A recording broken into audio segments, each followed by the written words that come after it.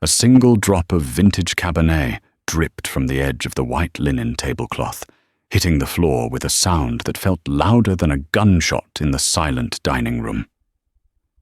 Maya Linwood stood frozen, her hands trembling, while the laughter from table 4 echoed off the mahogany walls. It wasn't just a mistake, it was a spectacle. The man in the Italian suit didn't just want a refill, he wanted a victim. But what Preston Walsh didn't know was that the quiet, elderly man sitting 2 tables away was watching every movement. And he was about to ask a question that would strip the arrogance right off Preston's face and change Maya's life forever. The Vault was the kind of restaurant where the air conditioning always smelled faintly of chilled lilies and old money.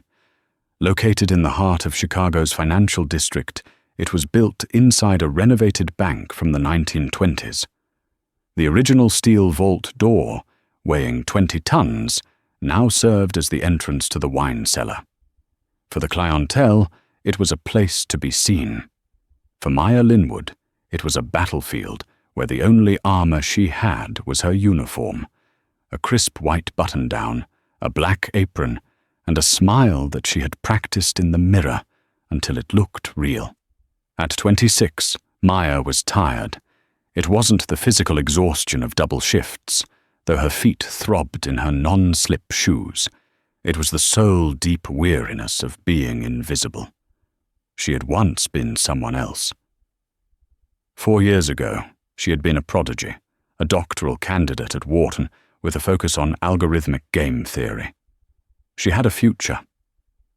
Then came the diagnosis, her mother's early onset Alzheimer's, and the bills that ate through savings, scholarships, and eventually her dreams.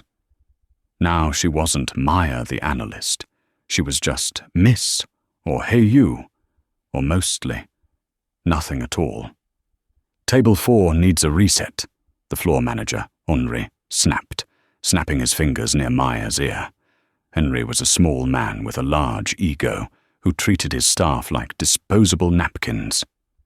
The Walsh party just walked in. If you mess this up, Maya, don't bother clocking out. Just leave.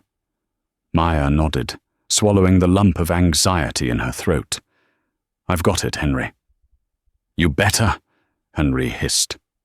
Preston Walsh just closed the acquisition of kinetics systems. He's celebrating. He's expecting perfection. He's also expecting the 1982 Waitress. Maya's stomach turned. Preston Walsh. The name was bitter on her tongue. She knew him, though he certainly wouldn't remember her. He had been a guest lecturer in one of her graduate classes years ago, a man who preached that ruthlessness was a virtue and that empathy was a market inefficiency. She smoothed her apron and walked onto the floor. The restaurant was buzzing. Crystal clinked against fine china, a low hum of deals being made over Wagyu beef. In the center of the room sat table 4. Preston Walsh looked exactly as he did on the covers of Forbes, slicked back hair, a jawline that looked purchased, and eyes that scanned the room for threats or opportunities. He was surrounded by his entourage, 3 men in identical navy suits, and a woman, Tiffany, who was scrolling disinterestedly on her phone while twirling a diamond necklace. We need the sommelier, Preston announced loudly as Maya approached, not even looking at her. Someone who actually knows what they're doing. Good evening, sir, Maya said, her voice steady. Our sommelier is currently assisting the mayor's table. I can get you started with water or cocktails, or I can fetch the wine list for you immediately. Preston finally looked up. His eyes glossed over her face, dismissing her humanity in a split second. Water? Do I look like I'm here for hydration? I want the 82 Waitress, and make sure it's decanted properly. I don't want sediment in my teeth. Of course, sir. I'll bring the bottle for your inspection first. As Maya turned to leave, she caught the eye of a man sitting alone in the corner booth, table 9. It was a table usually reserved for walk-ins or overflows, the worst seat in the house near the kitchen doors. The man was elderly, wearing a tweed jacket that had seen better days, with leather patches on the elbows. He had a thick book open on the table and was nursing a simple glass of house water. He offered her a small, almost sad smile. Maya returned the smile briefly before rushing to the cellar. She didn't know it yet, but the man in the tweed jacket was the only person in the room who saw her. The trouble began with the cork. Maya presented the bottle of Chateau Petrus 1982 with the reverence it required. It was a $5,000 bottle of wine. She verified the label with Preston, who waved his hand dismissively, as if checking the vintage was beneath him. "Just open it," Preston barked, turning back to his sycophants. "So I told the board, if you don't gut the R&D department, the stock is dead weight. We trim the fat. We boost the dividends. Simple math." "Brilliant, Preston," Tiffany cooed, though her eyes were still on her screen. Maya carefully used the wine key. The cork was old and fragile. She worked with surgical precision, the same steady hands that used to write complex equations on whiteboards. She extracted it perfectly. Not a crumb lost. She poured the tasting portion. Preston swirled the glass aggressively, sloshing the dark red liquid up the sides. He took a sip, swished it, and then spat it into the bucket with a theatrical grimace. "Vinegar," he announced loud enough for half the restaurant to hear. Maya froze. "Sir?" "It's corked," Preston said, slamming the glass down. "It tastes like wet cardboard and failure. Take it away." Maya knew wine. She had learned it out of necessity for this job, studying varietals with the same intensity she had once applied to economics. She could smell the bouquet from here, black currant, truffle, a hint of mocha. It was perfect. "Sir," she said gently, "the cork was intact. The aroma seems quite— Are you arguing with me?" Preston's voice dropped to a dangerous whisper. The table went silent. "I buy companies worth more than your entire lineage. I think I know what bad wine tastes like. Take it away. Bring another." We only have one bottle of the 82 left, sir," Maya stammered. "Then go find it," Preston sneered. "And while you're at it, get me someone who isn't incompetent." Henry, the manager, materialized instantly, sensing the disturbance in the force field of wealth. "Is there a problem, Mr. Walsh?" "Your waitress is trying to poison me with vinegar and then gaslight me about it," Preston lied smoothly. Henry turned on Maya, his face flushing red. "Maya, apologize to Mr. Walsh. Immediately." I'm sorry, sir," Maya said, her fingernails digging into her palms. "I'll fetch the other bottle immediately." She took the perfectly good bottle of wine, worth 3 months of her rent, and retreated to the service station. Her hands were shaking. She could hear the laughter erupt from table 4 as soon as her back was turned. "Did you see her face?" one of the men chortled. "Like a deer in headlights." "More like a possum in a trash can," Preston added. Maya reached the service station and gripped the counter. She took a deep breath. "Do it for Mom," she told herself. "Just pay the nursing home bill. Swallow the pride." She returned with the second bottle. The ritual repeated. This time, Preston accepted the wine, but the torment shifted. He began ordering items that weren't on the menu. He demanded the air conditioning be adjusted, then complained it was too hot. He dropped his fork on purpose, watching her bend down to pick it up, making a lewd comment to his friend about the view. Through it all, the man at table 9 watched. He hadn't touched his book in 20 minutes. His eyes were sharp, blue, and unblinking. He watched Preston. He watched Henry cower. But mostly, he watched Maya maintain her dignity in a situation designed to strip it away. The climax of the evening arrived with the dessert course. The restaurant had quieted down as the dinner rush faded, leaving only the die-hard drinkers and the power brokers.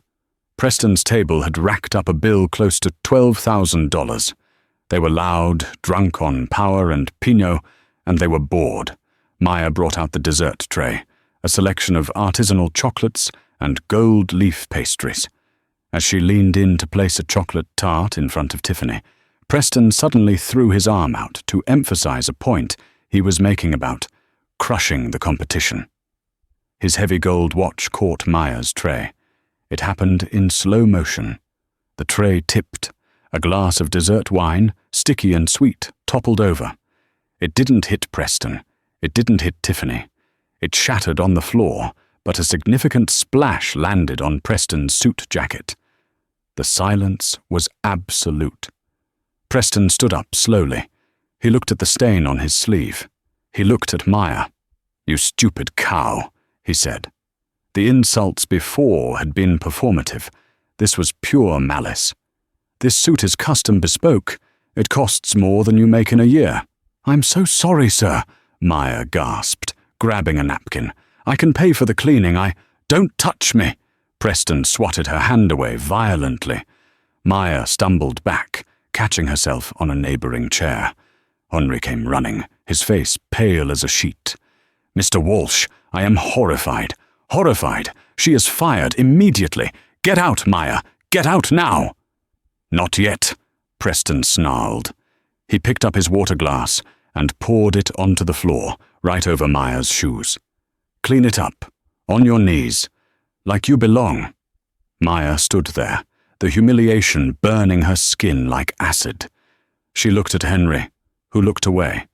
She looked at the other diners, who were studiously examining their plates, afraid to intervene. She was alone. She felt the tears prick her eyes, hot and angry. She wasn't going to clean it up. She was going to walk out. She was going to leave and never come back, even if it meant financial ruin. "I said," Preston stepped closer, looming over her. "Clean it up." "I think," a gravelly voice cut through the tension like a serrated knife, "that she has done quite enough cleaning for one evening." Every head turned. The old man from table 9 was standing up. He closed his book with a heavy thud. He picked up his cane and walked slowly, deliberately, toward the center of the room. He didn't look frail anymore. He looked like a mountain that had decided to move. "And who is the crypt keeper?" Preston laughed, though it sounded nervous. "Go back to your soup, Grandpa. This is business." The old man stopped 3 feet from Preston. He was shorter than the younger man, but he seemed to occupy more space. He wore a pin on his lapel that Maya hadn't noticed before, a small silver crest of a phoenix. "My soup was excellent, thank you," the man said.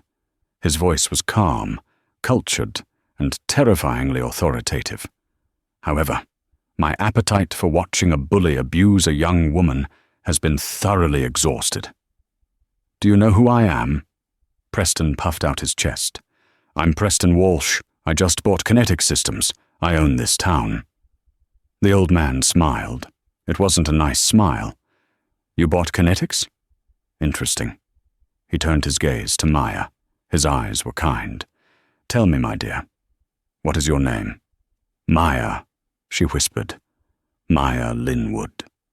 "Maya," the old man repeated. He looked back at Preston. "Mr. Walsh here believes he is the smartest man in the room. He believes his wealth gives him the right to treat you like furniture. But I have a suspicion that the smartest person in this room isn't the man in the $5,000 suit. It's the woman holding the tray." Preston barked a laugh. "Her! She's a waitress. She probably can't even spell acquisition." "Then let's test that theory," the old man said. "I have a question. A simple question. If you, Mr. Walsh, can answer it, I will pay your bill. In fact, I will pay for everyone in this restaurant tonight. I will also buy you a new suit." The room went deadly silent. Even Henry stopped hyperventilating. "And if I can't?" Preston asked, his greed piqued. Then you will apologize to Miss Linwood. You will leave a $5,000 tip. And you will leave this restaurant and never return." Preston smirked. He looked at his team, who nodded encouragingly. He was a Wharton grad. He was a shark. An old man in a tweed jacket was no threat. "Deal," Preston said. "Ask your question, old man." The old man turned to Maya. "And if Mr. Walsh cannot answer, I wonder, could you?" Maya looked at the man. She saw something in his eyes, a challenge, a recognition. She straightened her spine. "I can try." The old man nodded. He turned back to Preston, his voice ringing out clearly in the silent room. "You just acquired Kinetic Systems for their proprietary algorithmic trading model, correct?" "That's public knowledge," Preston scoffed. "Indeed. The model is based on the Nash-Vane equilibrium theory of predicting market volatility. My question is this. In the original 2018 white paper that defined that theory, there is a fundamental flaw in the variable designated as gamma. What is that flaw, and why does it render the kinetics model mathematically insolvent in a bear market?" Preston blinked. His mouth opened, then closed. He looked at Tiffany. He looked at his associates. "Gamma?" Preston stammered. The gamma is the volatility index. It's standard deviation. There is no flaw. The due diligence team vetted it." The due diligence team looked at the financials, not the code, the old man said softly. "You have 10 seconds. "This is ridiculous," Preston shouted, his face turning purple. "This is trivia. Nobody knows that. It's a trick question." "Time's up," the old man said. He didn't even look at Preston anymore. He turned to Maya. "Miss Linwood?" Maya took a breath. The room blurred. Suddenly she wasn't in a restaurant. She was back in the library at university. She was back at her desk, late at night, poring over that specific paper. She knew it. She knew it because she had written the counterproof for her thesis, the thesis she never got to defend. "The flaw," Maya said, her voice gaining strength, "is that the gamma variable assumes infinite liquidity. It fails to account for the cascade effect in high-frequency trading. If the market drops by more than 4% in a single hour, the variable divides by 0 in the code, causing the algorithm to sell off assets instantly. It doesn't just lose money, it triggers a total liquidation loop. It would bankrupt the firm in 12 minutes. Silence. Absolute suffocating silence. The old man's smile widened. "Precisely." He turned back to a stunned Preston. "You just spent $200 million on a piece of software that will self-destruct the moment the market sneezes. And you would know that if you had read the footnotes of the white paper." Preston looked like he was going to be sick. How do you know that?" he whispered, pointing at Maya. "She's a waitress."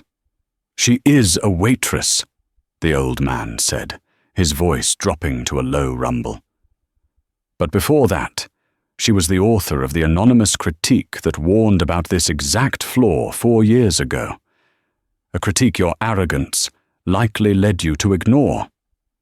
The old man reached into his jacket pocket and pulled out a business card. He didn't hand it to Preston.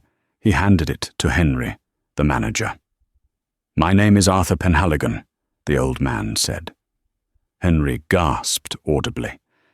"Mr. Penhaligon, the owner of the building, the owner of the Penhaligon Group?" "The same," Arthur said.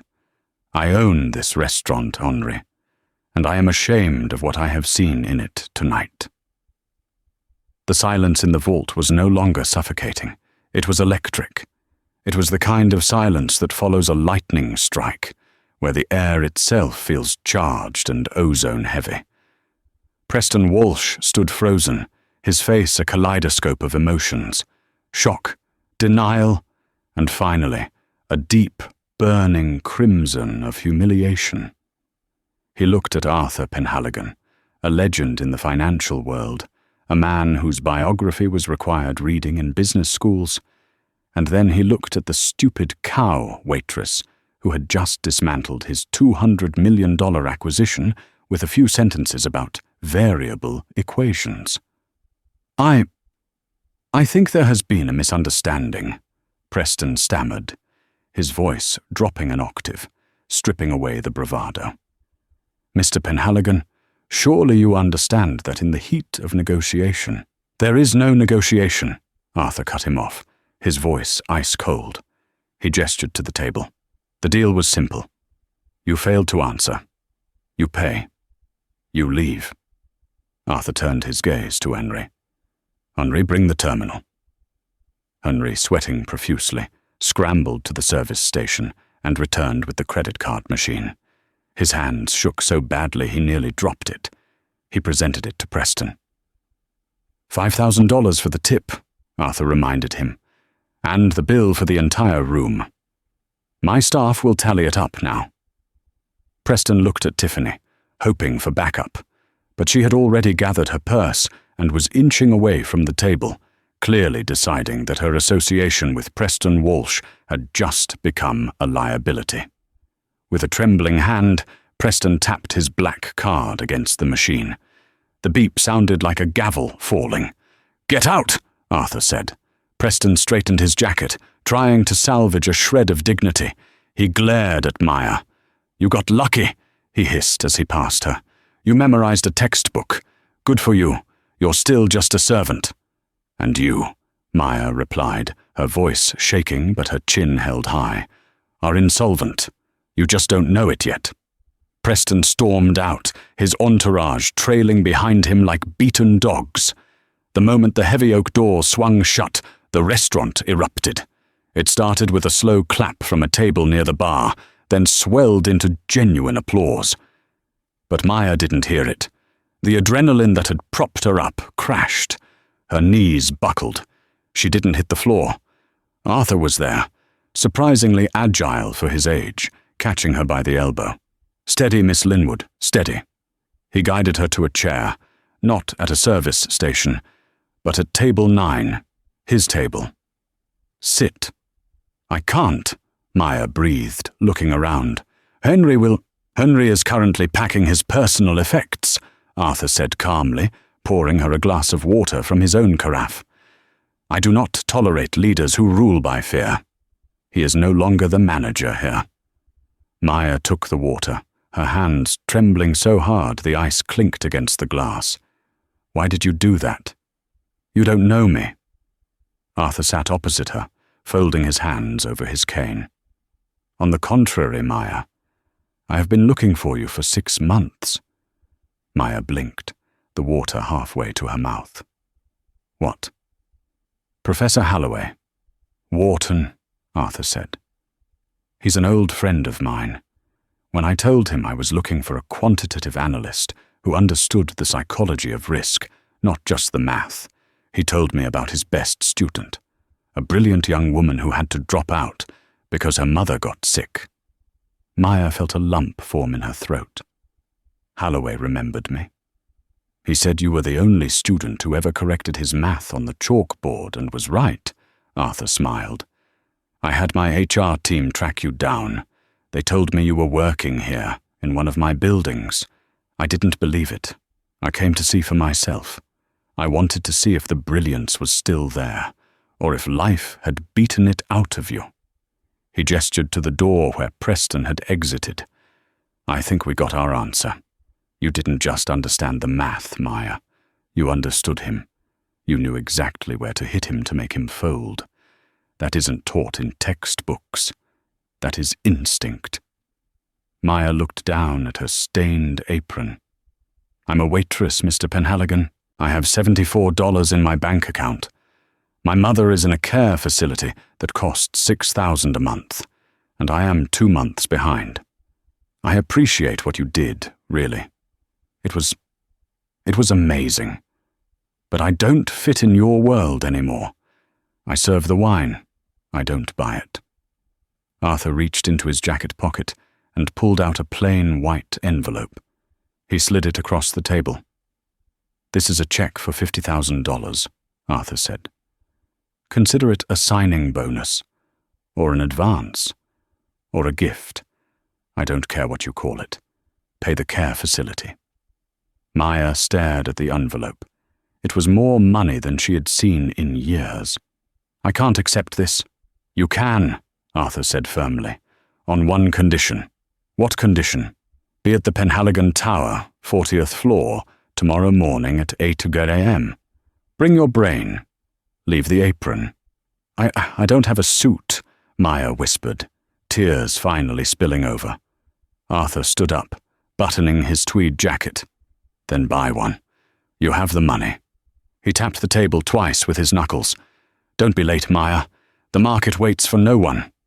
The Penhaligon Tower was a monolith of steel and glass that pierced the Chicago skyline, a monument to old money adapting to a new world.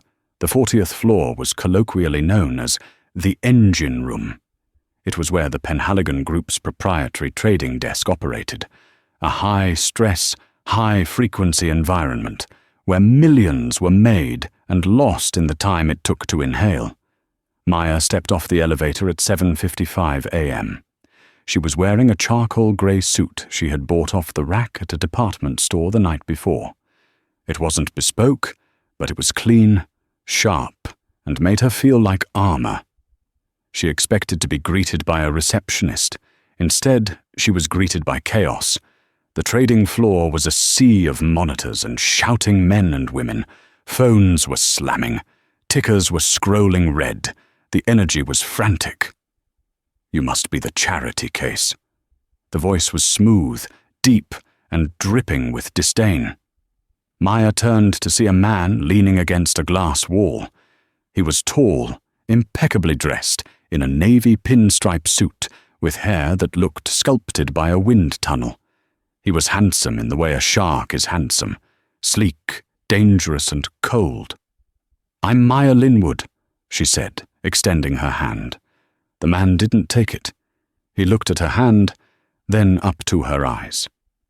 "I know who you are." Arthur sent a memo. "The Waitress Prodigy. A lovely Cinderella story. I'm Grant Sterling, Senior Vice President of Operations. Basically, I'm the guy who has to clean up the mess when Arthur's whimsical hires blow up the portfolio." Maya lowered her hand slowly. "I don't intend to blow anything up, Mr. Sterling. Intention is irrelevant. Competence is everything." Grant pushed off the wall and started walking. "Follow me. Arthur is in a meeting with the SEC. He told me to onboard you, which means I'm going to put you in a corner, give you a terminal, and hope you don't cost us money until you quit." He led her through the maze of desks to a small, isolated glass office in the back. It was clearly a storage room that had been hastily converted. There were boxes of files stacked in the corner. "Here is your station," Grant said, pointing to a computer setup. "Your login is created. You have access to the historical data feeds and the sandbox environment. You do not have trade execution authority. If you try to buy so much as a coffee future, the system will lock you out." "What is my assignment?" Maya asked, refusing to let his attitude rattle her. She had dealt with drunk patrons grabbing her waist. She could handle a corporate snob. Grant sighed, checking his Rolex. "Arthur wants you to look at the Omega Protocol. It's a distressed asset bundle we're thinking of acquiring from a failing logistics firm in Germany. The quants say it's garbage. Arthur thinks there's value. Prove one of us right. You have until 5 p.m. He turned to leave. "Wait," Maya said. Grant stopped, looking annoyed. "What?" "The Omega Protocol," Maya said, her mind already racing. "Is that the shipping logistics bundle dealing with the North Sea routes?" Grant's eyebrows twitched, a microscopic crack in the mask. "Yes. How do you know that?" "I read the Financial Times every morning before my shift," Maya said. "The German firm is Hamburg Süd, right? They're failing because of fuel surcharges." Read the file, Cinderella. Don't guess. Grant walked away. Maya sat down. She took a deep breath. The chair was ergonomic mesh, infinitely more comfortable than the hard wooden stools at the restaurant. She logged in. She opened the file. It was dense. Thousands of pages of ledgers, manifests, and debt structures. Most analysts would look at the debt-to-income ratio and run. The company was bleeding cash. The standard algorithm flagged it as a strong sell. But Maya didn't just look at the numbers. She looked at the patterns. For 6 hours, she didn't move. She didn't eat lunch. She barely blinked. She dove into the metadata of the shipping routes. She cross-referenced the fuel consumption with the weather patterns in the North Sea over the last 5 years. She built a new regression model using Python, her fingers flying across the keyboard, waking up muscle memory she thought had atrophied. At 4:45 p.m., Grant Sterling walked in. He was holding a coffee, looking smug. "Pack it up," he said.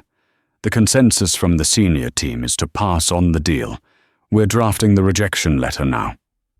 "You're wrong," Maya said. She didn't look up from her screen. Grant paused. "Excuse me?" Maya spun her chair around. "The senior team is looking at the fuel costs as a fixed variable relative to oil prices. They're missing the efficiency anomaly." Grant stepped into the room, frowning. "What anomaly?" "Look here." Maya pointed to a graph she had generated. It looked like a chaotic scatter plot, but a red line cut through it cleanly. "The Hamburg ships aren't losing money because of fuel prices. They're losing money because they are routing around a specific sector of the North Sea that was designated a high-risk wind zone in 2019. But that weather data is outdated. The wind patterns shifted 2 years ago. The zone is calm now." She clicked a key. The map zoomed in.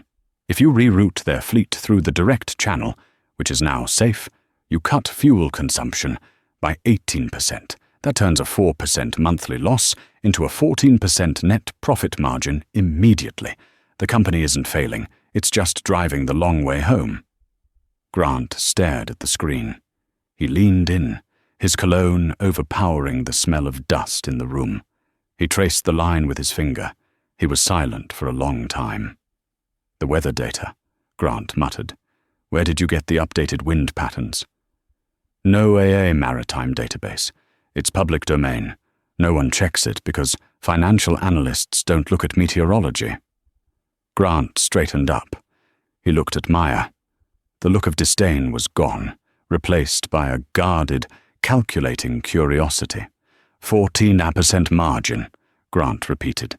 "That makes this asset undervalued by nearly $40 million. $42 million, Maya corrected. Grant looked at her for a long moment. "Send me the file."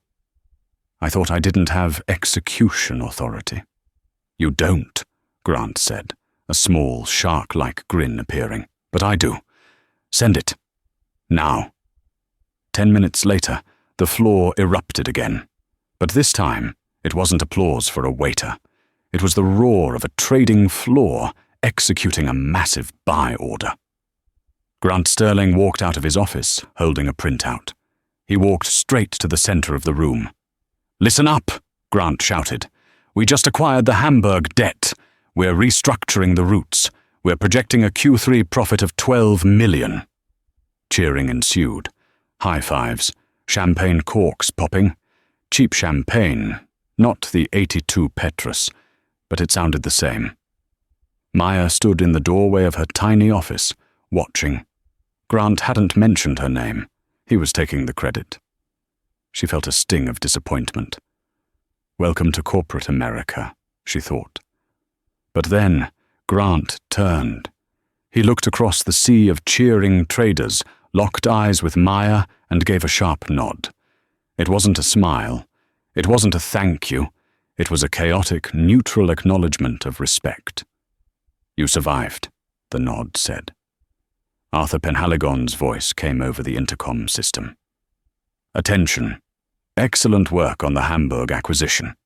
However, credit must be given where it is due.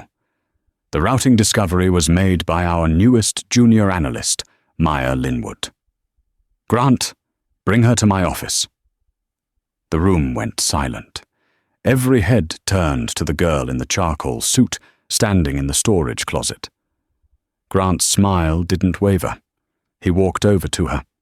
Well played, Cinderella. Come on. The king wants to see you. 3 weeks later, Maya's life had stabilized into a rhythm she barely recognized. The nursing home bills were paid up for 6 months. She had moved into a small, clean apartment closer to the city. She had a desk with a view. But peace, she was learning, was often just the eye of the storm. It was a Tuesday afternoon when the trouble arrived.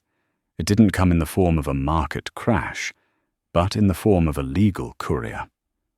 Maya was at her desk, analyzing a tech startup's burn rate, when the receptionist called her. Maya, there's a package for you at the front desk.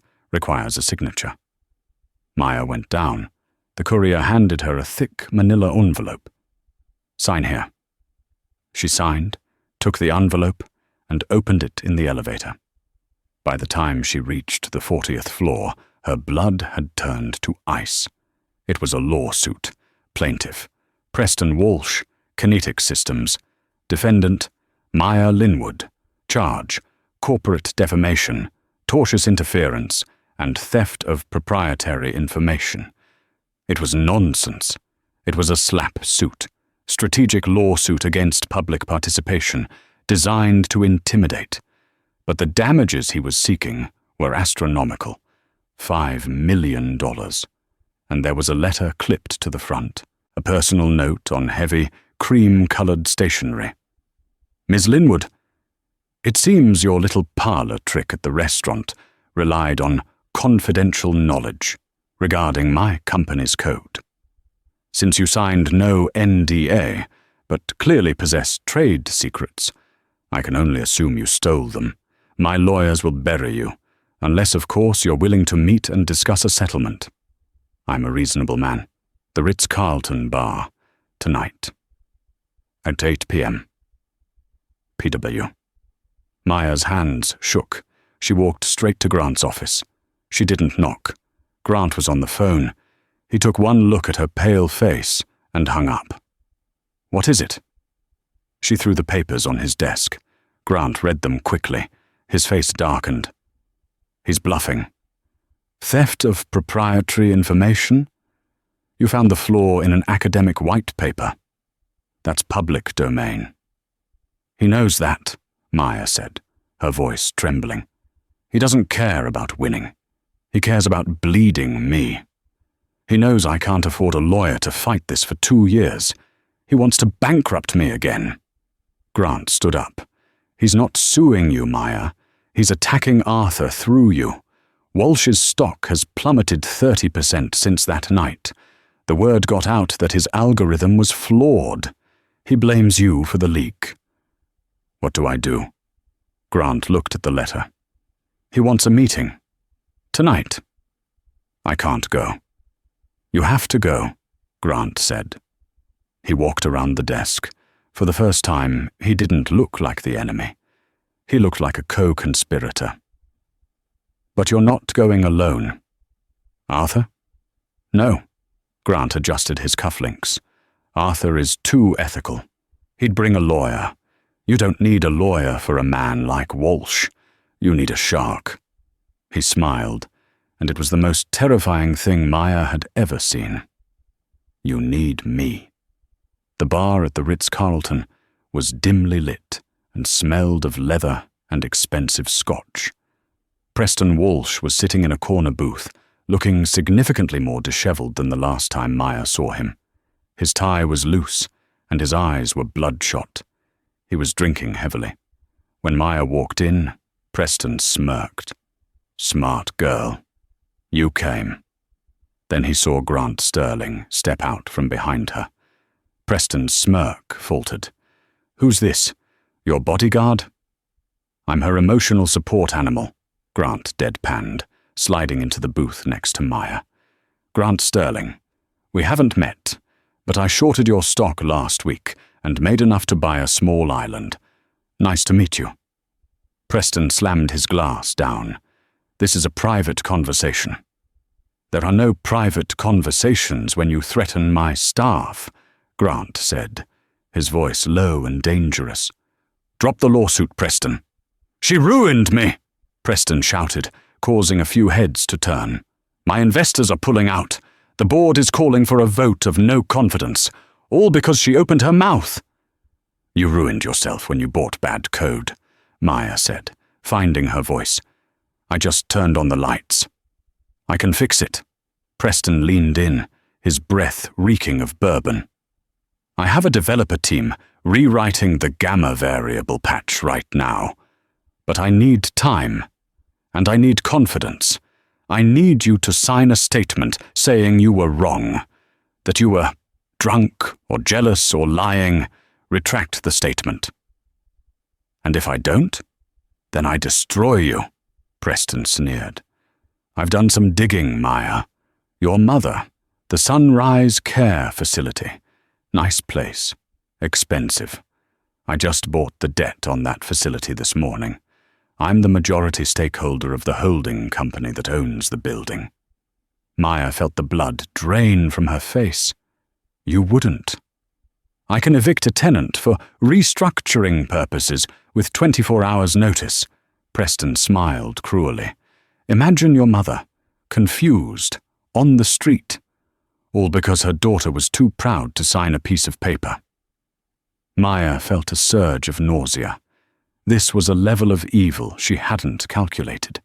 It wasn't business, it was personal destruction. Grant went very still. He looked at Preston with a look of absolute clinical detachment. You bought the debt on the facility? Grant asked softly. This morning. Cash, Preston gloated. Grant reached into his pocket and pulled out his phone. He tapped the screen a few times. You bought the debt through a shell company called Vantage Holdings, correct?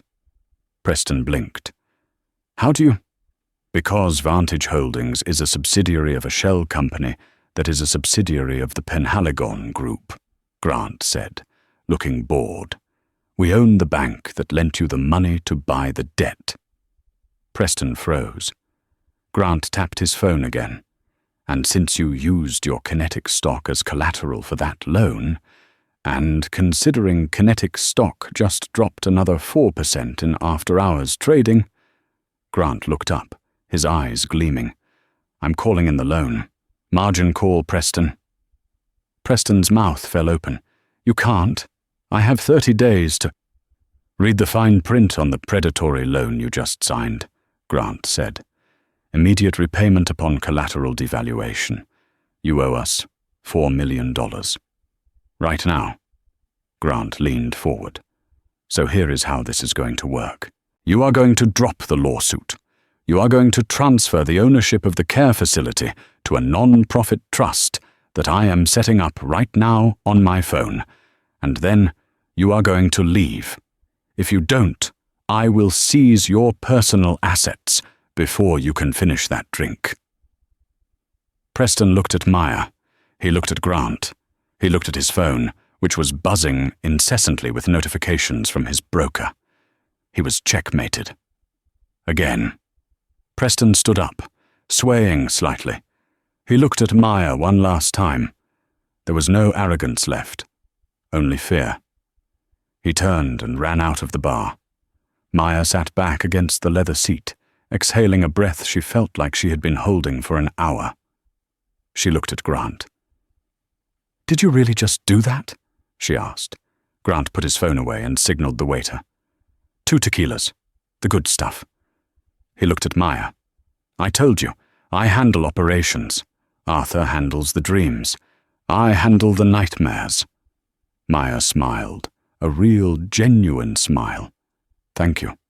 Don't thank me yet, Grant said, his face turning serious. Preston is done. But he was just a symptom.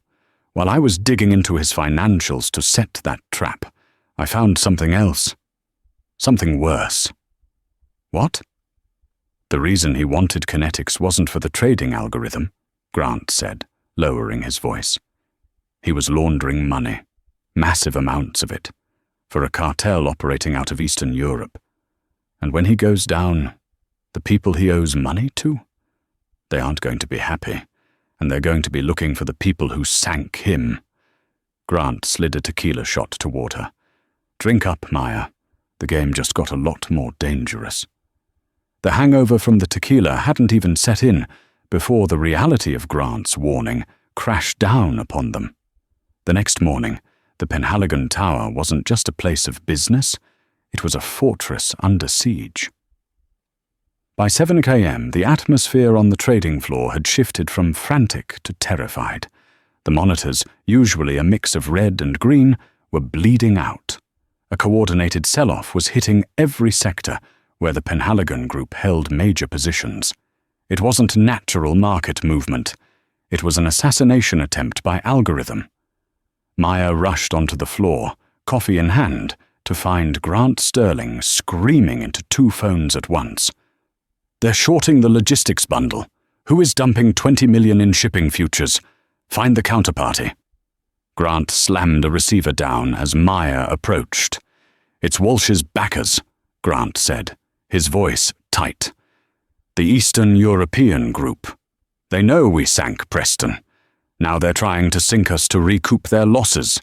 They're flooding the market with phantom sell orders to trigger our stop-loss algorithms. If we auto-sell, we lose billions. If we hold, and the price actually tanks, we're insolvent. Arthur Penhaligon stood on the balcony overlooking the floor. He looked calm, but his knuckles were white as he gripped the railing. He was watching the empire he built over 50 years crumble in 50 minutes. Maya ran to her terminal. She logged in. The data was scrolling so fast it was a blur. She closed her eyes for a second, blocking out the shouting, the ringing phones, the smell of fear sweat. She needed to see the shape of the attack. She pulled up the order flow. It looked chaotic, a tsunami of data. But Maya Linwood didn't believe in chaos. She believed in patterns. Look at the timestamps, she told herself. Look at the millisecond gap. She saw it. Grant! Maya yelled, her voice cutting through the noise. Grant ran over. What? It's a loop. Maya pointed at the screen. They aren't actually selling the stock. Look at the volume. It's spoofing. They place a massive sell order to drive the price down, then cancel it microseconds before execution. They're walking the price down without spending a dime. It's the St. Petersburg paradox, applied to high-frequency trading. I know what spoofing is, Grant snapped, but we can't stop it. The SEC isn't fast enough. We don't need the SEC, Maya said, her fingers hovering over the keyboard. We need to break the rhythm. Their algorithm relies on our algorithm reacting predictively. If we stop acting like a bank and start acting like an irrational actor, their code will crash. What are you proposing? We buy, Maya said. Grant stared at her. Buy? The market is crashing. You want to catch a falling knife? It's not a knife, it's a hologram, Maya insisted. If we place a massive buy order right in the middle of their spoof, their algorithm won't have time to cancel the sell order. They'll be forced to actually sell us the stock at the artificially low price they created. We'll buy their assets for pennies on the dollar, and they'll lose the liquidity they need to keep the attack going. We bankrupt them with their own trap. Grant looked at the screen. The Penhaligon Group had liquid cash reserves, but risking it all on a theory was suicide. Grant, Maya said, her eyes locking onto his.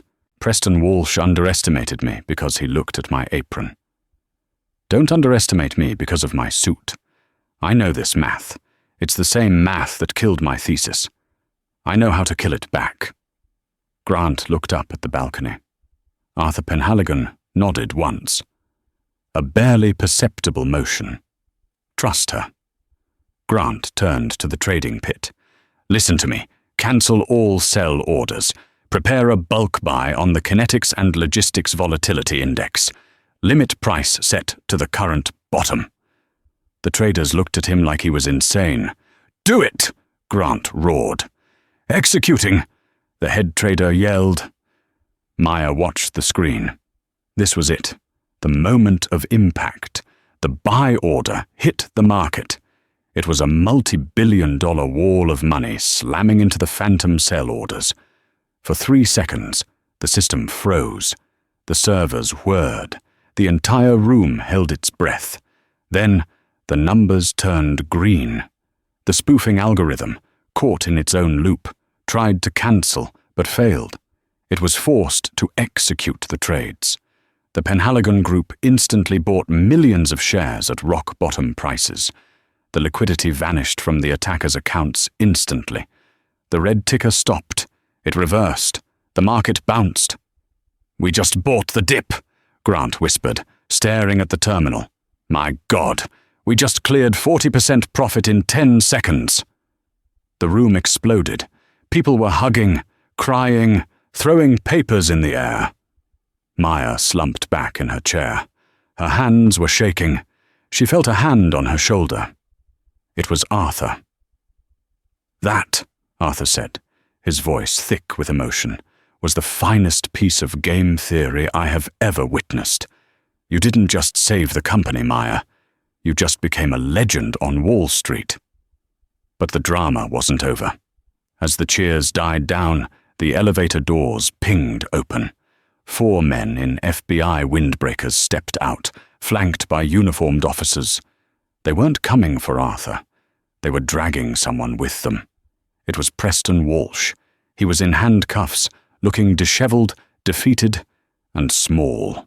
He had been caught at O'Hare International Airport, trying to board a flight to the Cayman Islands with a bag full of cash and a laptop containing the spoofing codes. The lead agent, a tall woman with a badge that read Special Agent Hannon, walked over to Arthur and Grant. "Mr. Penhaligon," Agent Hannon said, "we've been tracking the Volkov Syndicate's money laundering through Kinetics for months. We couldn't prove the link until today. When their algorithm crashed, it exposed the IP trail directly to Mr. Walsh's personal server. He's going away for a long time. Racketeering, fraud, and treason."